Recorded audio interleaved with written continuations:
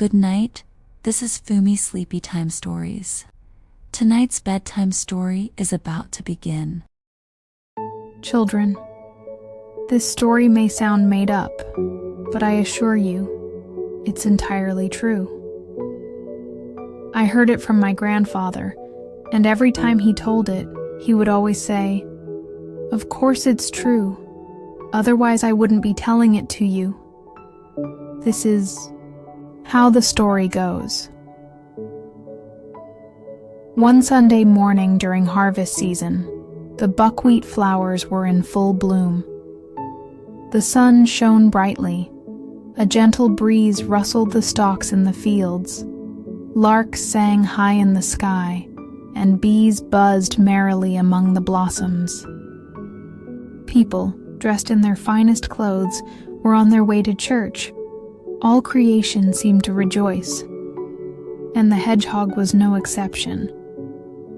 There he stood at his door, hands on hips, enjoying the morning breeze and humming a little tune, just as he always did on Sunday mornings.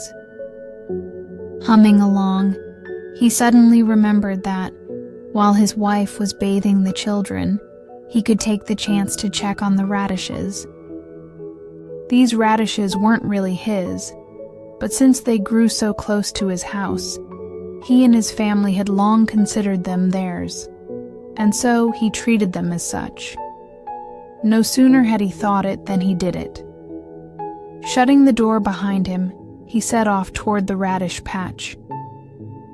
Not far from home, just past the only little bush in the area, he was about to step into the field when he spotted a hare, who, by coincidence, had also set out to check on his cabbages.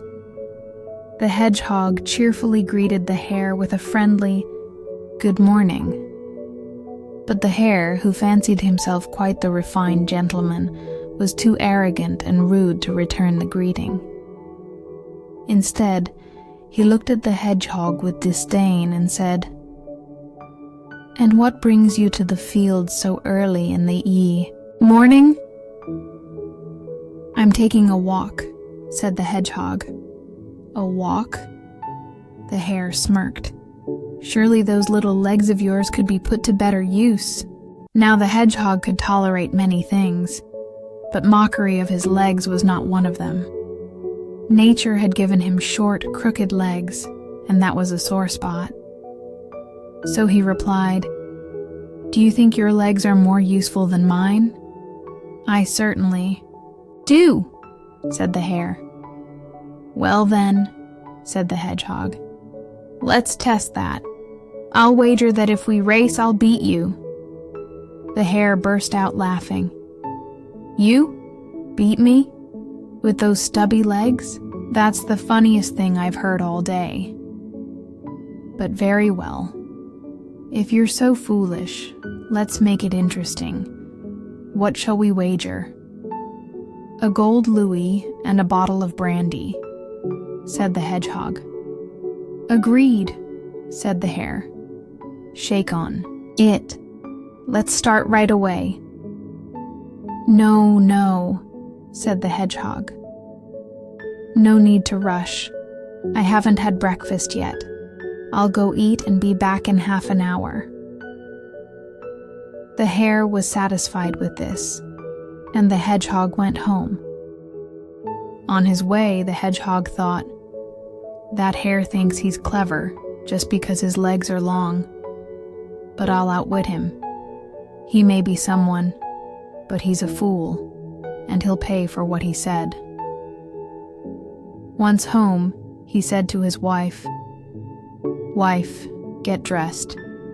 You're coming to the field with me." "What's going on?" she asked.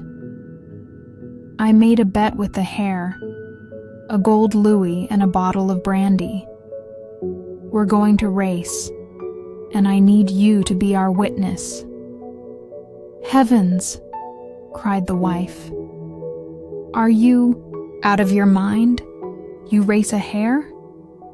You must be ill."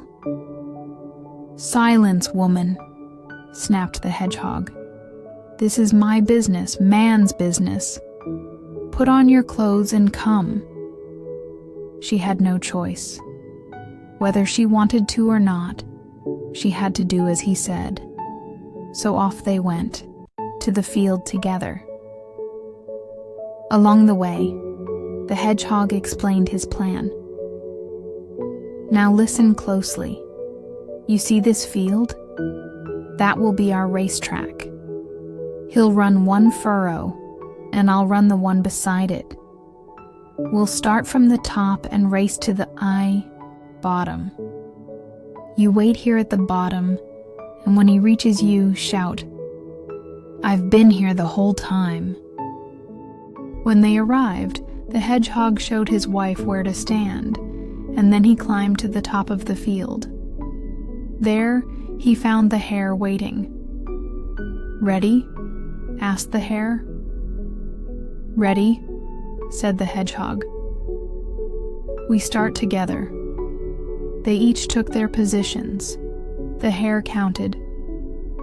1, 2, 3, go, and took off like a gust of wind, quickly vanishing from sight. The hedgehog, however, had only taken a few steps before ducking into the furrow and hiding quietly. When the hare reached the bottom, the hedgehog's wife stepped forward and called out, "I've been here the whole time." The hare was startled. He couldn't believe his eyes. The hedgehog's wife looked exactly like her husband, and the hare thought there was no one else who could have spoken to him like that. "This can't be," he cried. "We must race again." And off he went like a whirlwind once more, as though he had invisible wings. The hedgehog's wife, of course, stayed quietly in place. When the hare reached the top again, the hedgehog was there waiting and called out, "I've been here the whole time." Now the hare was furious. "Again," he shouted, "we'll race again." "Very well," said the hedgehog, calm as ever. "We can race as many times as you like." And so the hare ran again and again. 73 more times he raced, and each time, either the hedgehog or his wife called out, "I've been here the whole time."